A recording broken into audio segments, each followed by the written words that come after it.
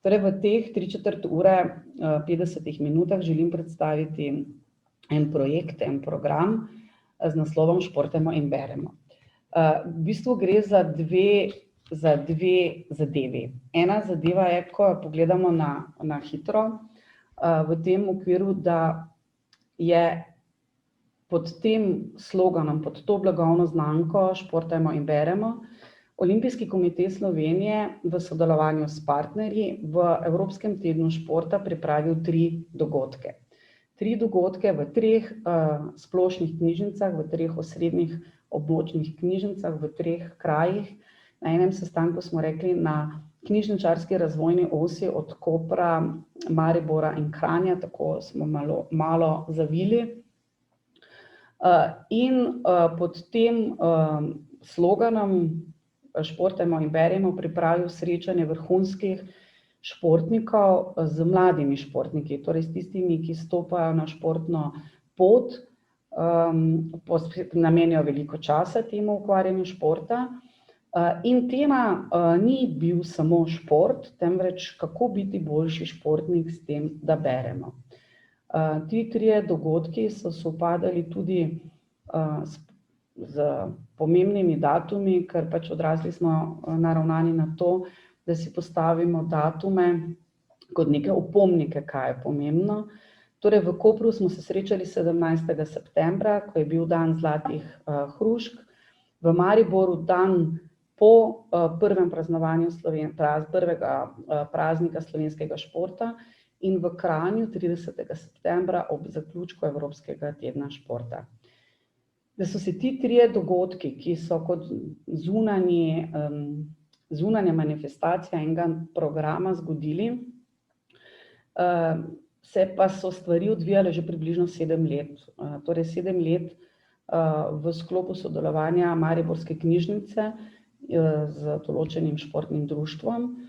Zakaj? Zaradi tega, ker je v vsem tem fokusu oziroma v vsem tem razpršenem obdobju razmišljanja, ker je toliko stvari razpršenih in vsi bi se radi ukvarjali z vsem, smo se mi usmerili in fokusirali na točno določeno ciljno skupino in znotraj te ciljne skupine ponovno na eno ožjo skupino, v nadaljevanju tudi zožila to zadevo, in sicer mlade športnike. Zakaj mlade športnike? Zato, ker in branje in šport sta nas naredila to, kar smo danes. In tukaj ob meni je en kup knjig in malo se bom skozi prezentacijo pomagala tudi s tem kupčkom knjig. In v eni od knjig, ki nosi naslov Knjiga zeli za dušo in telo, piše, da bere samo človek. In če se navežem na predavanje ob 10. uri, je branje tisto, kjer nas vedno znova zaskrbi, če ni dovolj notranje motivacije, če ni dovolj spodbujajočega okolja, ki bi nekako usmerilo razmišljanje in smiselnost branja. In zato smo mi usmerili fokus v točno določeno skupino. Nastal je program, nacionalni medresorski program za spodbujanje branja med mladimi športniki in športnicami. In ta program ima 7 točk. Ampak preden pridem do tega programa, ki smo ga uskladili skupaj s partnerji, in seveda, absolutno tukaj ima zelo pomembno vlogo Olimpijski komite Slovenije, pomembno vlogo Ministrstvo za kulturo, Ministrstvo za izobraževanje, znanost in šport, Javna agencija za knjigo, Združenje splošnih knjižnic in pa Zavod za šolstvo, ker smo v sinergiji ugotovili, da lahko takšne projekte, ker želimo premakniti mlade, peljemo samo skupaj. In da smo lahko prišli do teh 7 točk, je seveda, kot sem prej povedala, potrebno bilo opraviti 7 let dela, raziskav, terenskega dela in pa razmišljanja, kaj sploh je mladi športnik in zakaj mu želimo približati branje in v katerem segmentu. Prejšnjo predavanje, predavateljica v prejšnjem predavanju izpostavila razliko, ki se pojavlja v 10 letih med tem, koliko časa mladi namenijo branju kot svojemu najljubšemu konjičku, torej tisto, kar počnejo v prostem času. Tukaj mladim ne želimo predstaviti branje samo kot prostočasno dejavnost, ampak jim to delovanje želimo osmisliti skozi to, da lahko branje vpliva na njegove možgane. Torej to, kar smo poskušali v ponedeljkovem predavanju, kako zelo branje spremeni možgane, v kakšni meri stimulira izločanje pozitivnih hormonov, ki nam pomagajo biti tudi srečni, biti tudi okej, ko ni vse tako, kot družba okrog nas pričakuje. In v bistvu v zadnjih 10 letih je nevroznanost naredila izredne korake naprej. K sreči smo del teh raziskav oziroma rezultatov teh raziskav deležni tudi v širši javnosti. In to pokaže oziroma usmeri naše razmišljanje na branje v drugačnem konceptu, kot smo ga bili vajeni spoznavati mi, ko smo bili mlajše generacije. Torej, strokovna izhodišča teh smernic sta 2 publikaciji oziroma 2 dokumenta. Eden je strokovna priporočila in standardi za splošne knjižnice.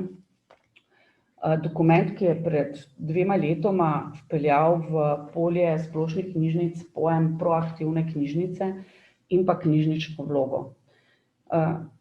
Če to poskušam poenostaviti ali pa povedati tako, kot si naši mladi radi razložijo. Prej včasih, ko smo bili mladi, je knjižnica in knjižničar rekel: halo, tukaj sem, pridite k meni in me uporabite. Danes je toliko možnosti v okolju, da če knjižničarka, jaz stojim in rečem: halo, tukaj sem, uporabite me, pridite k meni, imam knjige za vas, bodo verjetno šli mimo mene tako, s telefonom v roki, z spuščeno glavo in me ne bodo videli, ko jim maham. Torej, ta strokovna priporočila so prinesle to proaktivno vlogo. Torej, da jaz kot knjižničarka stopim v prvi ali drugi prostor posameznika, torej v našem primeru mladostnika, in pridem v tisto, kar je njegovo bistvo življenja. Torej, šola, aktivnosti v prostem času, ki jim on primarno nameni, in pa družina. Zdaj, v družino težko pridemo, v šolo pridemo z izrednim sodelovanjem, ki se vzpostavi, lahko pa najdemo pot, da pridemo tam, kjer že veliko časa temu namenijo in jim pokažemo, kako biti boljši na tistem, kar radi počnejo. In knjižnična vloga je pa tisto, kar knjižnice počnemo, ampak se pri tem fokusiramo. In ena izmed knjižničnih vlog je razvoj bralne kulture in spodbujanja branja mladostnikov. In mi smo znotraj mladostnikov izbrali še mlade športnike. Drugi dokument, ki pa bi si želela, da bi imel takšno lepšo obliko, vse kot kakšna zgibanka, pa mislim, da v tej želji nisem samo sama, je pa nacionalna strategija za razvoj bralne pismenosti za obdobje 2019 do 2030. In ena od odvodnih misli je, da bralna pismenost se kot zmožnost in družbena praksa razvija vse življenje v različnih okoliščinah in na različnih področjih ter prežema vse človekove dejavnosti. Ta odstavek je tisti temelj, na katerega lahko navežemo skoraj vse aktivnosti, ki jih peljemo na področju bralne kulture in bralne pismenosti, ampak če jo fokusiramo in usmerimo v točno določeno ciljno skupino in v točno določene aktivnosti, lahko pridemo do bolj fokusiranih rezultatov in dobimo tisto, kar naši mladostniki pri 15 letih pogrešajo, mogoče ustrezen feedback nazaj, ne samo pri urah slovenščine, ampak tudi pri tistih aktivnostih, ki jih na tem področju pripravljamo zanje. Seveda, pri oblikovanju tega programa spodbujanja branja med mladimi športniki in mladimi športnicami nismo šli čisto z glavo skozi zid ali pa kar skočili v vodo pa splavali, malo že, ampak ob tem smo se ves čas učili. Zanimalo nas je, kaj mladi sploh mislijo, kaj počnejo, kakšna je struktura njihovega prostega časa. Ko smo ugotovili, koliko časa namenijo športu, nas je zanimal, kakšen je ta psihološki profil mladega športnika. Kdo je mladi športnik?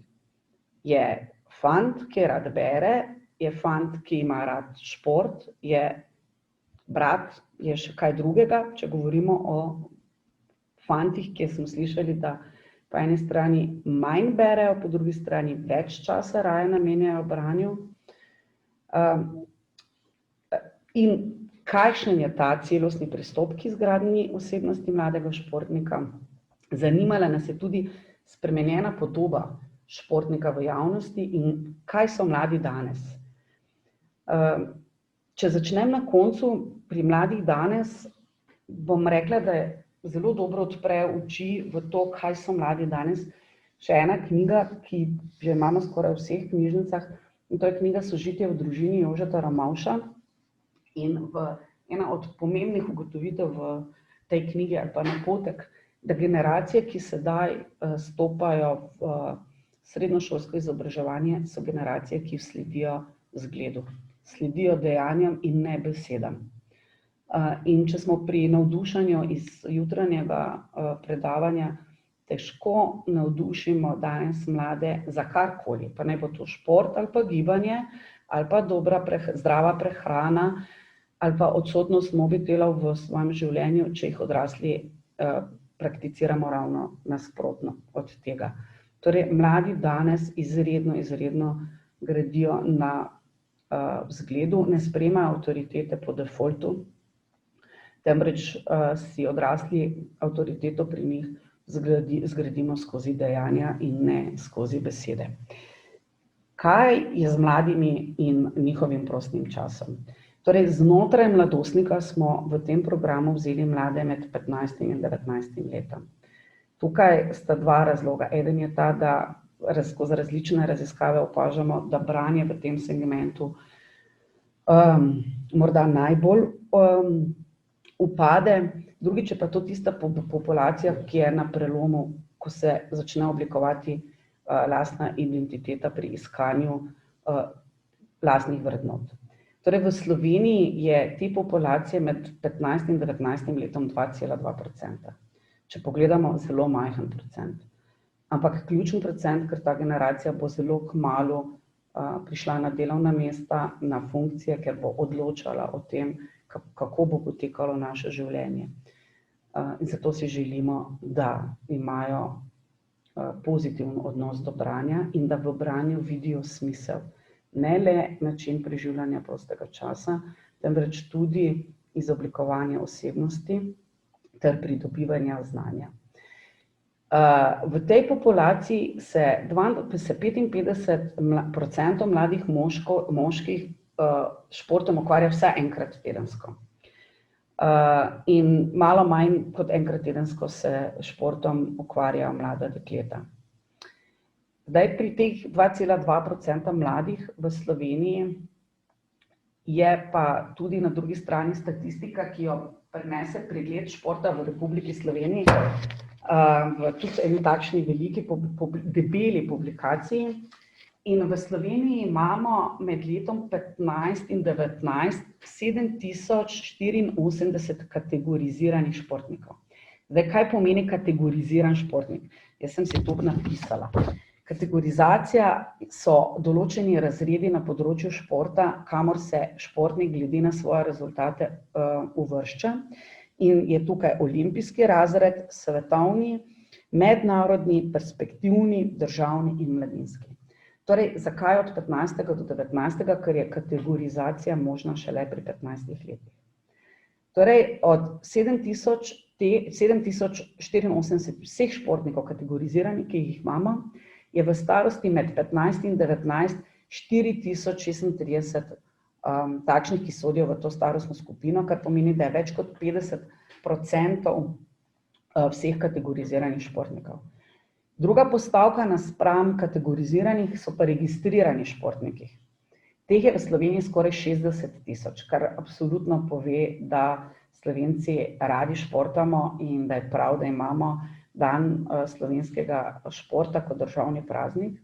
Ampak znotraj teh registriranih športnikov je kar 40% takšnih, ki sodi v to starostno skupino med 15 in 19 letom.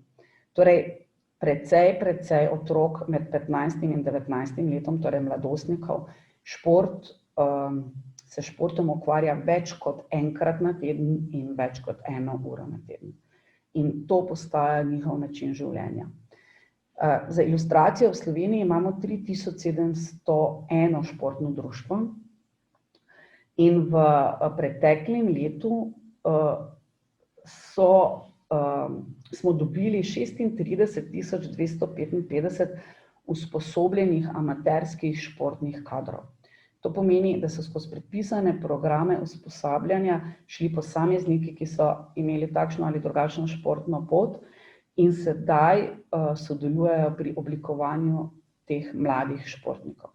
Neverjetne številke, in če tem številkam potem dodamo še razmišljanje in vedenje o tem, kaj lahko branje naredi pri mladem športniku, dobimo naenkrat dosti širši bazen kot samo 2,2% populacije.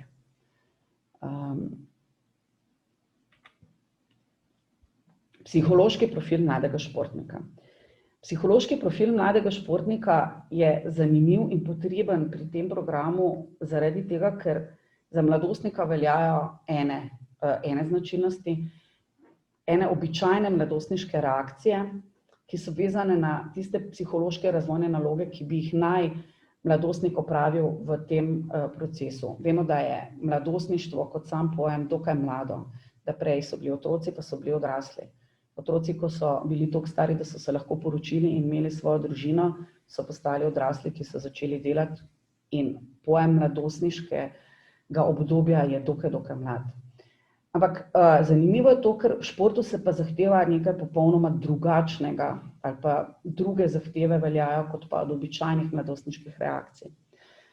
Športni psiholog Aleš Vičič je to zelo lepo razložil in zato sem jaz tudi predstavila to v tej tabeli.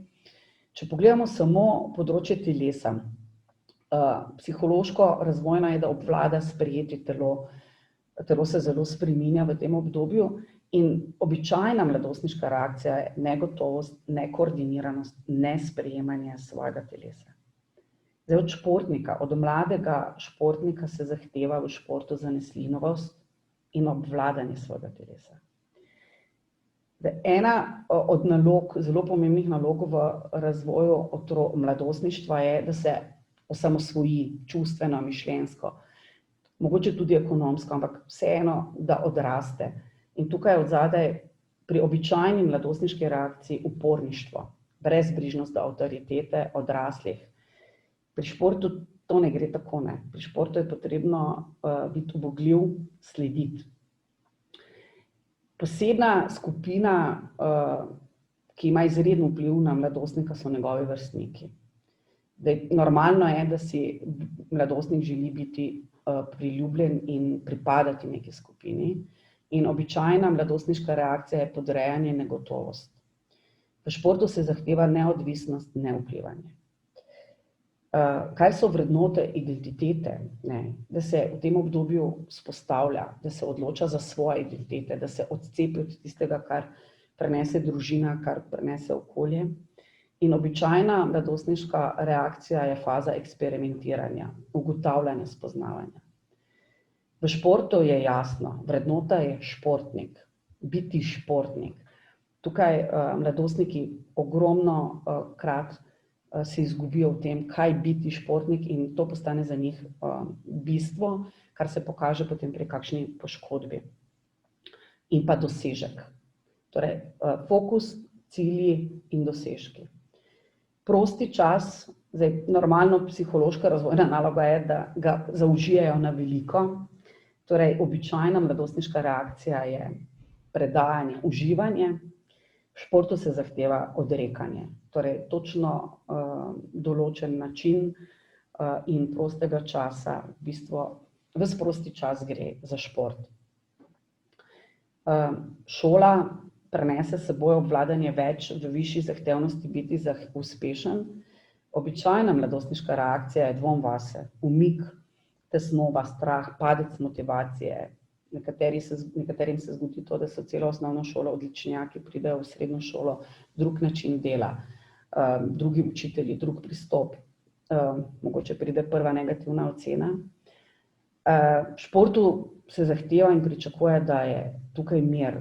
Praviloma so dobri športniki tudi dobri učenci, ampak rabijo načrt, ni tega eksperimentiranja v šolskem prostoru.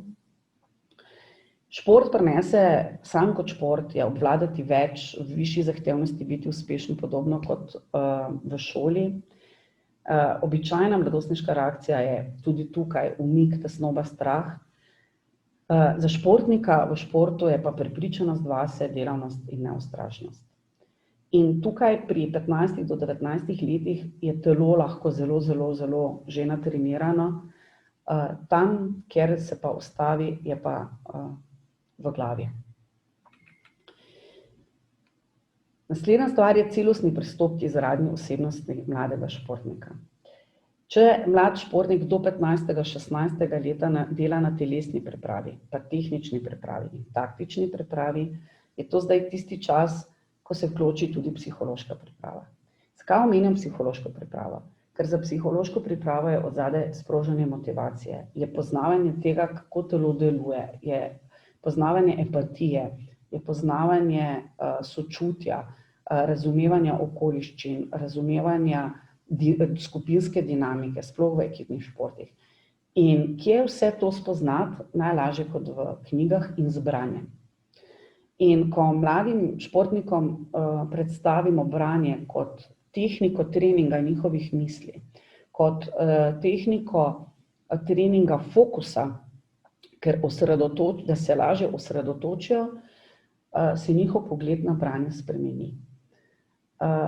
In tukaj pri vsem tem ne gre samo za tiste športnike, ki po kategorizaciji pridejo v vrhunski, torej pridejo v olimpijski razred, na najvišje, ampak gre za vse tiste mlade športnike, ki prvi, drugi, tretji letnik, četrti letnik namenijo v svoj prosti čas, torej 2 do 3 ure na dan, 4-krat na teden, pa za vikend še kakšna tekma,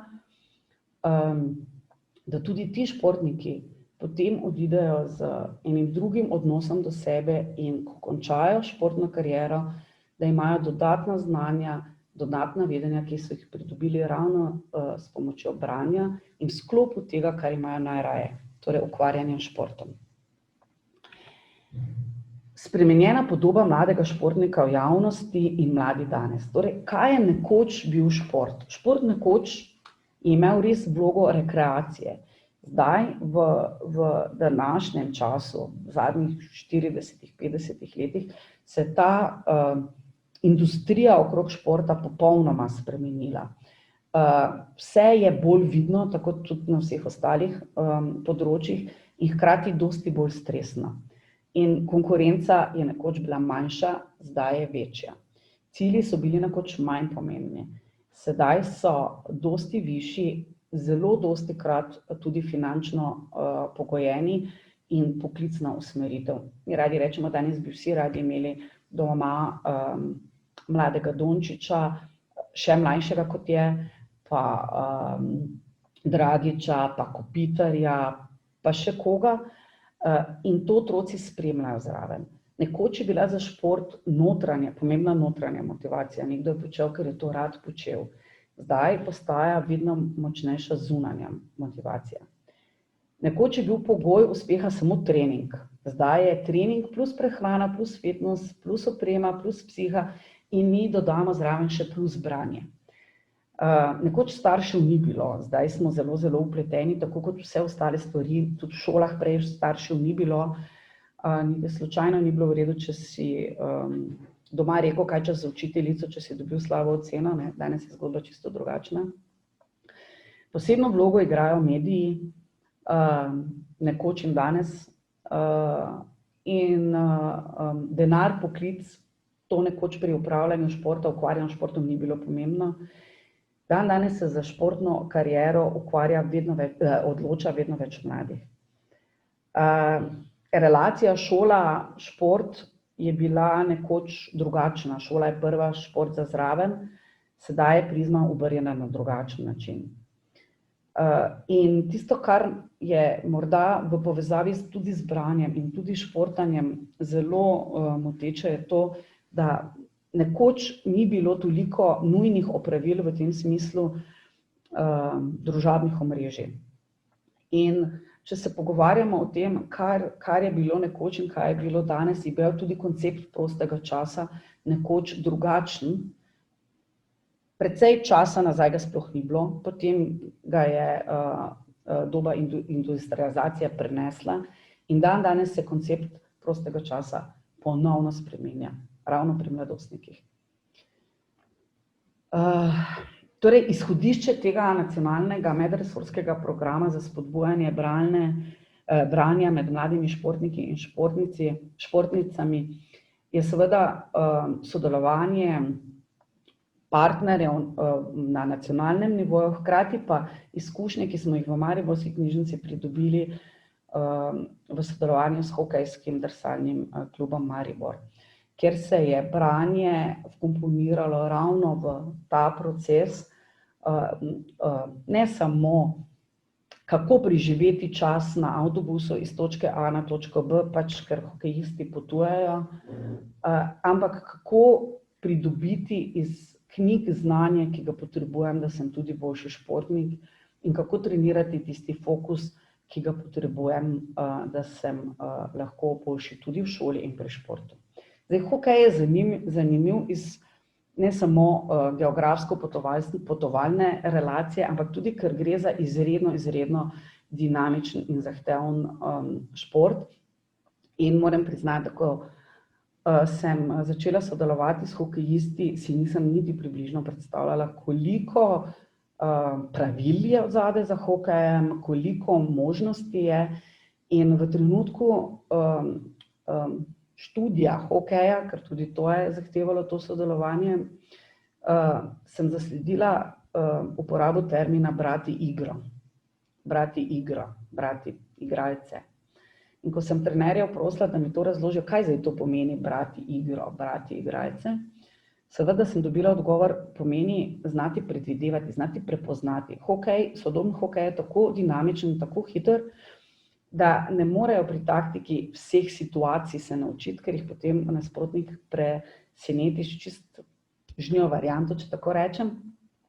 Zato je zelo pomembno, da se otroci navadijo ne na vzorce, ampak na tisto, kar tudi mi želimo spodbuditi z branjem, na predvidevanje, na širino.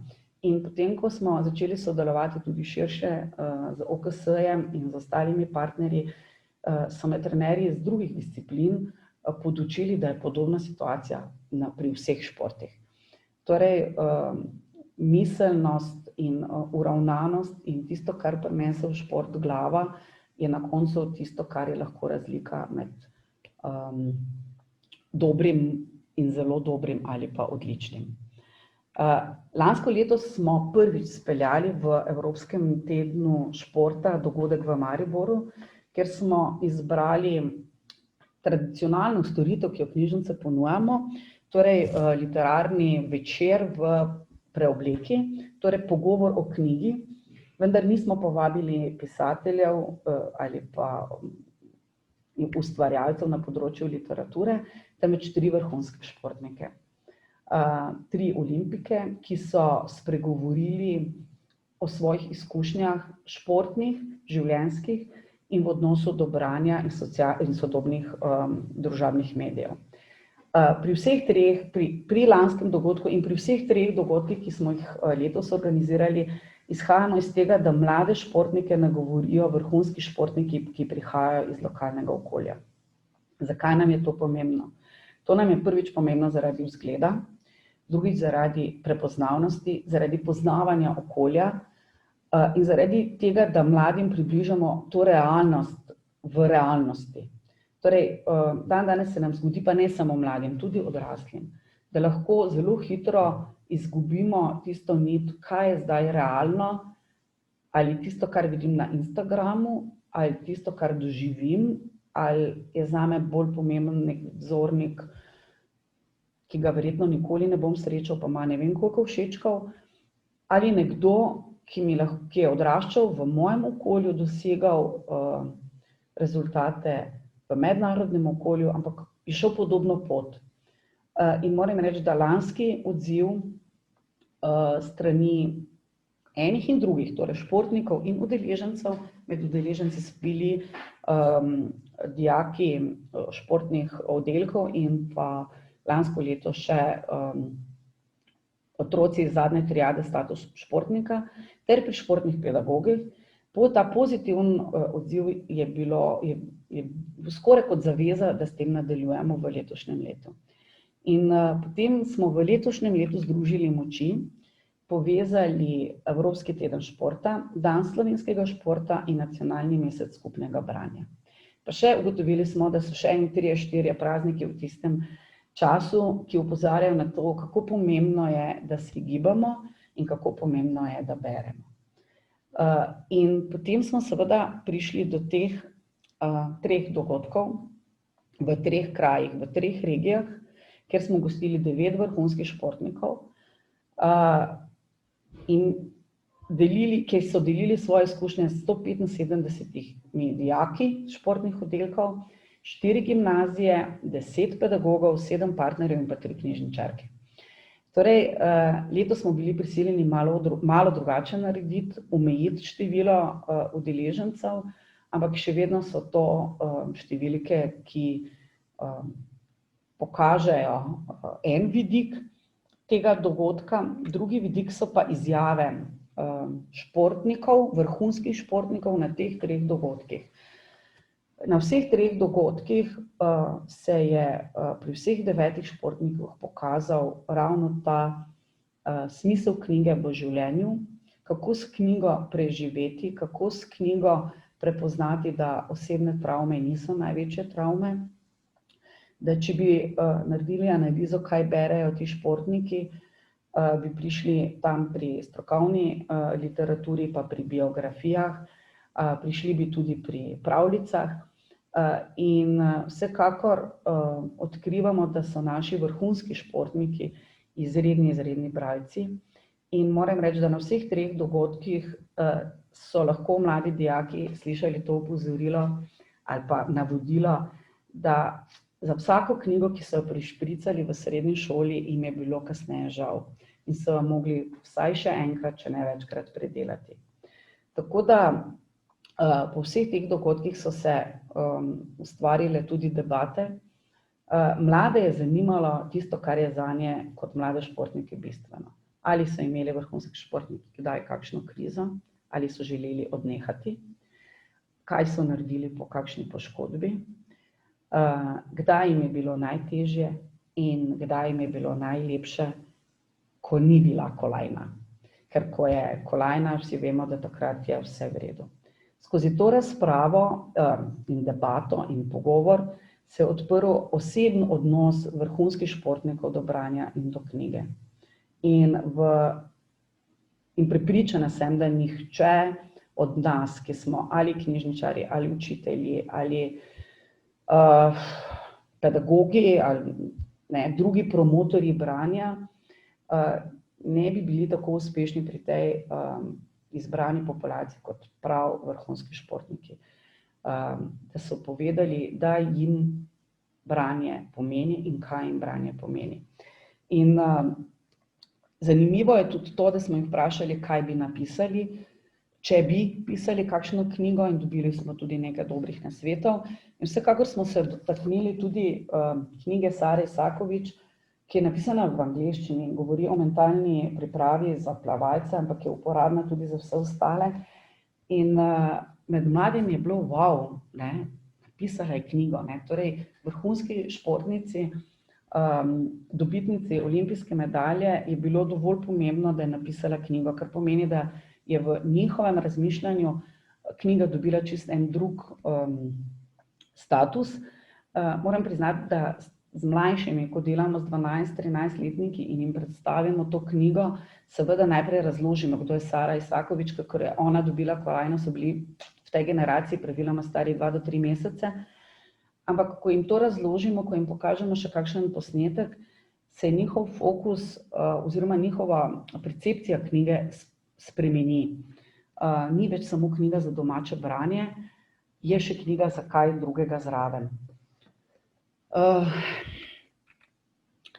In trije zunanji dogodki so vodilo k temu, da ustvarjamo okolje, kjer je branje med športniki obravnavano ali drugače, ali pozitivno, ali vse v tem smislu, da več ne rečemo, športniki ne rabijo brati, ali pa med športniki ne bere nihče, ali pa to je nekaj, kar športniki ne morejo.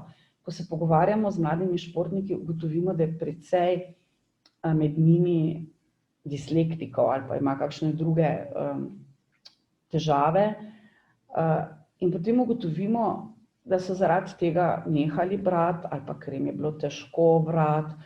In ko jim razložimo, da branje ni nekaj, kar dobimo, da za branjem je odzadaj trdo delo, da nimamo samostojnega centra v možganih za branje, da zato, da beremo, kombiniramo 3 centre, pa še center za ravnotežje pomaga, in da je branje potrebno trenirati, tako kot vsako ostalo veščino, se ta stavek, jaz pač nisem za branje, umakne nekam stran in se ustvari prostor za možnost treninga branja.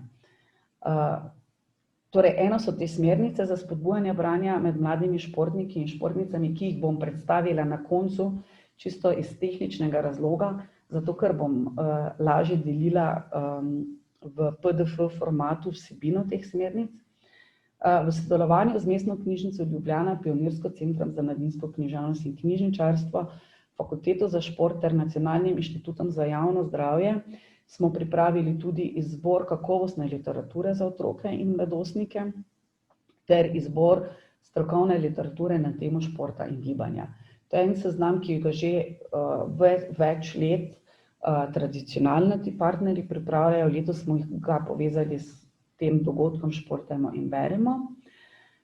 In pa z naslednjim mesecem bo zaživela tudi redna mesečna rubrika Športajmo in beremo, ki bo prinašala knjižne nasvete. Tukaj ne bodo samo novitete, tu bodo tudi knjižne izdaje, starejše knjižne izdaje, ki bodo po posameznih starostnih obdobjih, predvsem pa za to starostno obdobje med 15 in 19, tako za športnike kot tiste, ki delajo z mladimi športniki, prinašala torej redne mesečne nasvete ali pa priporočila. Zdaj, situacija je takšna, da ko jaz govorim o branju in o tem, kako je potrebno brati in kaj to vse lahko pripelje pozitivnega v posameznikovo življenje, imam vedno pred seboj moje 3 najstnike oziroma 2 najstnika, najstnica bo pa vsak čas potrkala na vrata, po letih, po obnašanju že zdaj trka. In ko mi moj sin reče, veš kaj, mami, tebi je čist brez problema 1 uro brati, ampak da bi bila pa ti fit, bi pa mogla vsak dan narediti vsaj 10.000 korakov. Kar pomeni približno 1 uro pa nekaj, ne? In v tem prostem času, ki ga imamo, je vedno tudi stvar prioritet.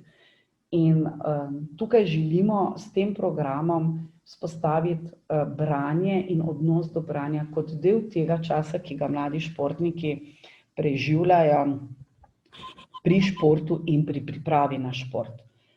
Ker tudi na teh 3 dogodkih smo slišali, da vsi vrhunski športniki mobitel odložijo, nekateri že večer prej, nekateri pa 4 ure pred tekmo, in da najpogosteje ga uporabljajo za glasbo ali pa za videoanalizo in da imajo zelo selekcioniran odnos do tega, kje berejo kakšne komentarje in kdaj berejo kakšne komentarje. Jaz bom zdaj naredila to, da bom prekinila delitev te prosojnice in odprla PowerPoint, PDF, kjer bi želela, da vam predstavim samo teh 7 smernic, pač čarobnih 7, ki jih ima ta program, nacionalni program za spodbujanje branja med mladimi športniki. Vsi akterji, vsi partnerji, ki smo za tem programom, vemo, da tukaj ne šprintamo, da tukaj gremo, da tečemo maraton in to res maraton, ker želimo vzpostaviti pri določeni ciljni skupini drugačen odnos do branja. Iz izkušenj, ki jih pa imamo v mariborski knjižnici, pa vemo, da to za seboj potegne tudi drugačen odnos odraslih, ki so vpeti v življenje teh mladih. Torej, prvo je, kar želimo ustvariti okolje, v katerem bo branje knjig sprejeto kot del njihovega, torej del razvoja mladega športnika in jim omogočalo lažje, boljše, uspešnejše in učinkovitejše usklajevanje športne, akademske ter osebnostnega življenja. Torej, ti 3 dogodki, ki jih pripravljamo, torej eden lani, letos 3, jaz verjamem, in vsi tukaj, ki sodelujemo pri tem, verjamemo, da naslednje leto bodo vsaj 4, s temi dogodki, zunanjimi dogodki ustvarjamo to okolje, v katerem se bo govorilo o branju med športniki na drugačen način. In to okolje lahko ustvarjamo samo skupaj, torej povezava med družino, šolo, klubom, reprezentanco in pa vsekakor knjižnico. Pa je tukaj zdaj ali šolska knjižnica ali splošna, ampak splošna knjižnica je ravno tisti center znanja in povezave s knjigami, ki lahko ponudi nekaj več in ustvari to povezavo. Drugo, kar želimo vplivati na odnos mladih športnikov do branja. Torej, na njihov odnos, da bodo vedeli, da to ni nekaj, kar športniki ne počnejo, da pač športnik ne bere, ali pa da so športniki, tu pri nas v Mariboru rečemo preveč tupi, da bi brali. In med njimi želimo širiti to vedenje, da je ta bralna pismenost temelj za karkoli bodo počeli.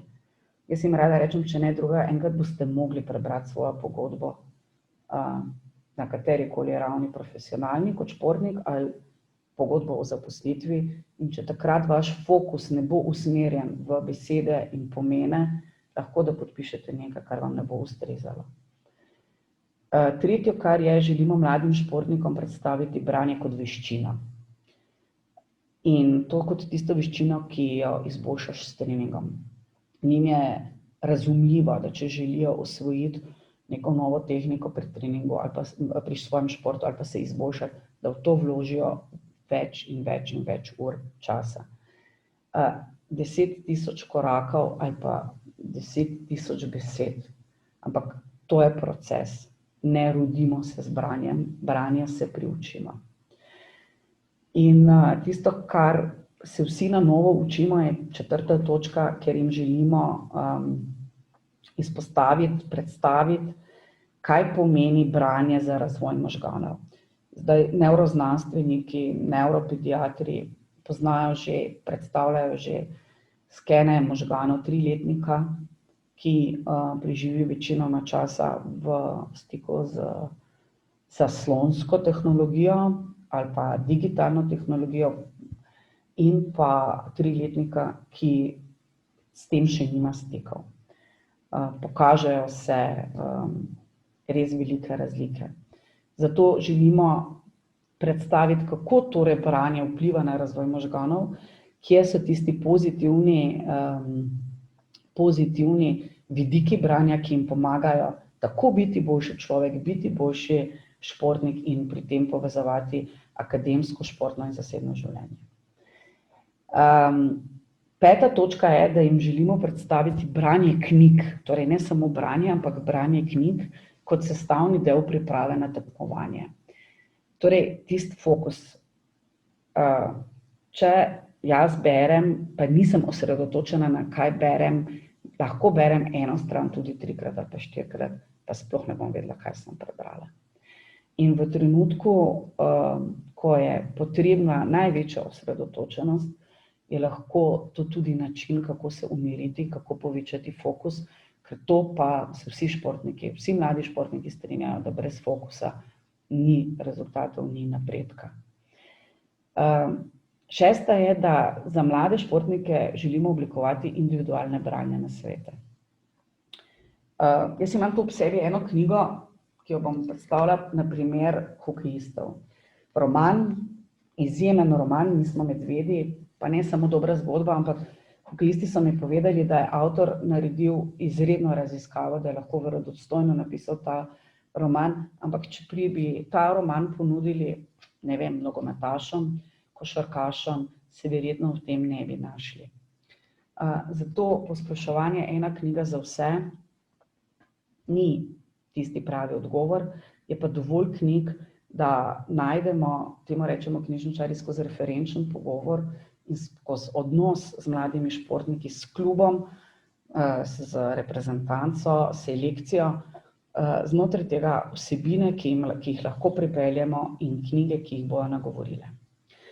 In sedma, ki je na zaključku maratona, da je branje knjig kot redni del procesa športnih priprav, torej kot tista celostna in celovita obravnava mladega športnika.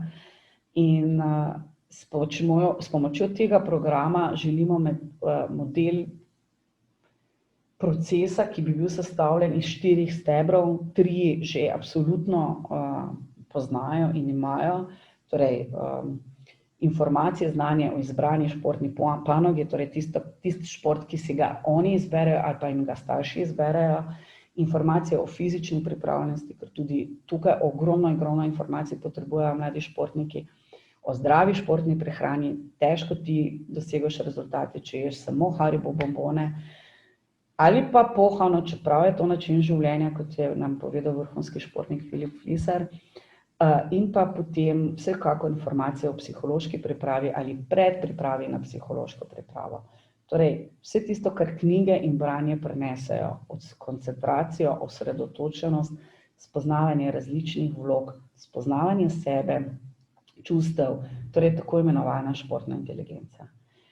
In za zaključek, ker še vedno smo v nacionalnem mesecu skupnega branja, se bom vrnila nazaj na prezentacijo, ki je vezana tudi na te individualne bralne nasvete. Letošnja nagrajena knjiga oziroma letošnji prejemnik Požančeve nagrade je zbirka esejev Esada Babačiča Veš mašina svoj dolg. In jaz sem prepričana, res skoraj bi se upala kakšno tortico staviti s kom, da če gimnazijcem, sploh fantom, ki zelo radi berejo, torej tistih 25,5%, seveda ne vemo, koliko je tam športnikov, ampak kakorkoli sem prepričana, da če bi jim ponudili v branje to knjigo, bi brali še raje in še bolj zavzeto, ali pa bi jo brali raje kot pa katero drugo knjigo, ki je na učnem seznamu. Ker če preberem samo in delim z vami samo en citat: zato lahko razumem Radža. Inspiracija je nekaj, kar se s časom izgubi, iztroši, tako kot vse v življenju. Le redki so, ki postanejo inspiracija in igrajo, kot bi bili inspiracija. Tako je igral Kobe, še posebej, ko je bilo treba zmagati. Poznal je pot od dečka, ki ni zmogel zadeti, pa če se je še tako trudil, do igralca, ki je dosegal koše z zlomljenim prstom, če je bilo treba. Iz najtežjih položajev, ker je tako hotel, ker je vse glavi in tudi ničesar dodati. In druga nagrajena knjiga, ki je sovpadala z Evropskim tednom športa, torej v bistvu Rožančeva nagrada je bila podeljena 2 dni pred Evropskim tednom športa, Večernica, torej nagrada za mladinsko književnost, je bila podeljena v Evropskem tednu športa, je pa knjiga Andreja Rozmana Roze, Rimuzine in Črkolazen, in iz te pesem Zmagovalec. Zmago noče se igrati, zmeraj hoče tekmovati, poraza nikdar ne prizna. In če je treba, goljufa. Nasprotnike spotika, brca, kriči, če njega kdo krca in nikomur ne pomaga. Zanima ga le to, da zmaga. Premagal je že čisto vse in izgubil vse prijatelje. Da proste dni preživlja sam sredi pokalov in priznanj. Moram reči, da lansko leto smo ob tej pesmi imeli zelo zanimivo razpravo o fair playu in sodelovanju v športu.